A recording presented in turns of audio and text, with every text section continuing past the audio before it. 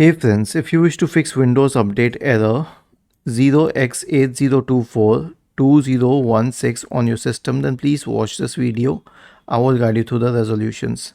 The first solution is to run the Windows Update troubleshooter. Right click on the Start button, select Settings from the menu, go to the System tab on the list on the left hand side.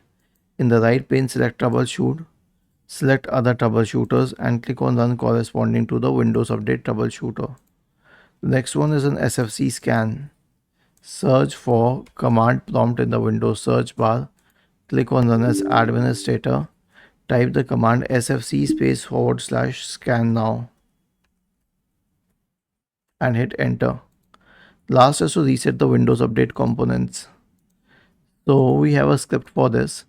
All you need to do is copy this script, search for command prompt in the Windows search bar, click on Run as administrator and paste it here, hit enter. I'll tell you what this script does. First of all, this script will stop all services associated with Windows updates.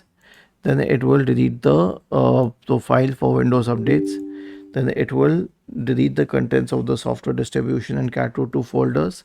It will re-register all the DLLs, and finally it will reset WinSock and restart the services. Was this helpful? If yes, then please subscribe to the channel. If not, then let us know in the comment section of the video on how we could help you further. Thank you for watching this video and have a nice day.